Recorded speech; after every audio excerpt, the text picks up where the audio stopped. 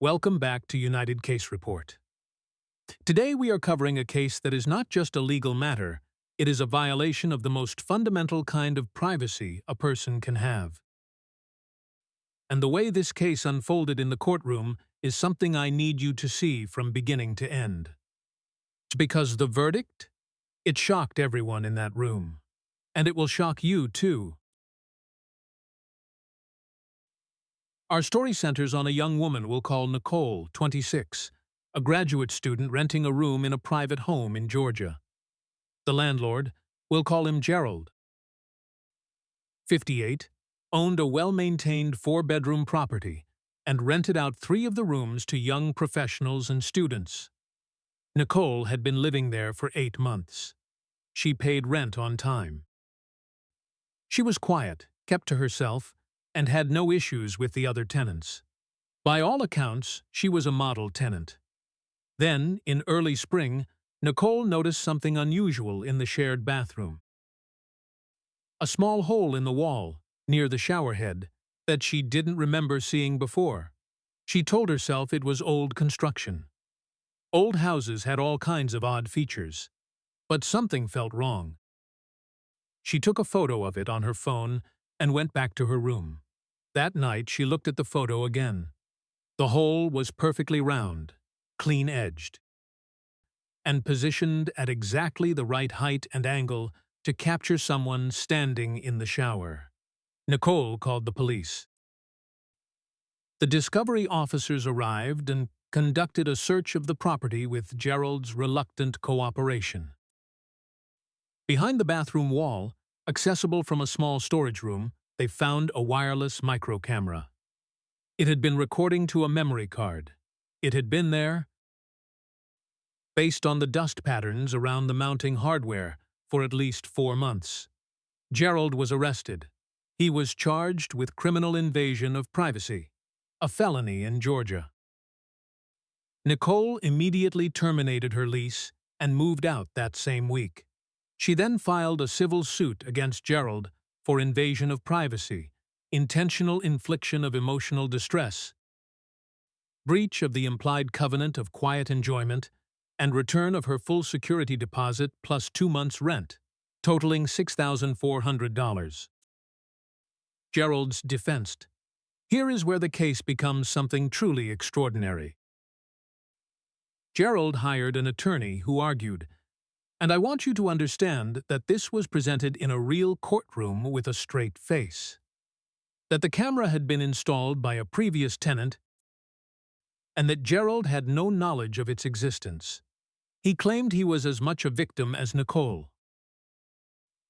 His attorney pointed out that no footage had been found on Gerald's personal devices during the police search.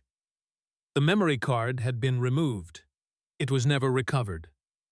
Without the footage itself, it was difficult to prove definitively who had installed the camera or who had access to it. Gerald walked out of the criminal proceeding with a reduced plea, a misdemeanor charge and probation. No prison time. Nicole was devastated, and then she went to civil court. The courtroom Judge Judy reviewed the evidence. She reviewed the police report. She reviewed photos of the camera placement. She reviewed the storage room access records, which showed that only Gerald had a key to that storage room. The other tenants had never been given access. She reviewed a receipt from the electronics store where the camera had been purchased, found in Gerald's email history during the criminal investigation. His name, his email address, the exact model of camera found in the wall. Judge Judy looked at Gerald's attorney and said, his email, his purchase, his storage room, his house, and he knew nothing about this camera. The attorney said, Your Honor, the purchase could have been for any number of. Judge Judy said, Stop. She turned to Gerald directly. She said, You put a camera in a young woman's shower. And then you sat across from her at the kitchen table every morning while she had no idea what you had done. Is that what happened? Gerald said. I maintain that I had no. Judge Judy said, The receipt is in your email. The storage room key was on your key ring. Don't insult this court. The dict full judgment for Nicole. All $6,400 awarded. Judge Judy also made a rare formal statement for the record, calling the behavior predatory, calculating, and a fundamental betrayal of the sacred trust that exists between a person and the space they call home. She said, "A home is where people are supposed to be safe. A bathroom is where people are at their most vulnerable. What this man did is not just illegal. It is a deeply calculated act of violation that will affect this woman's ability to feel safe in her own space for years to come. The financial award is the minimum this court can offer." But here is the shocking part. The shock in this verdict was not the amount. It was what happened after. Two of Gerald's other former tenants, women who had rented from him in previous years, came forward after the civil judgment was publicized. Both reported that they had felt uneasy in the bathroom. One said she had noticed the same hole, but had assumed it was a nail from old shelving. A formal investigation was reopened. Additional memory cards were found during a second, more thorough search of the property, hidden inside a sealed section of the attic insulation. Gerald's probation was revoked. He was sentenced to 4 years in state prison. Nicole's civil judgment stood. She received every penny. Outro? Reflection. I want to take a moment here, because this case is about more than money and more than one man's punishment. This case is a reminder that your instincts matter. Nicole felt something was wrong. She took a photo. She trusted herself.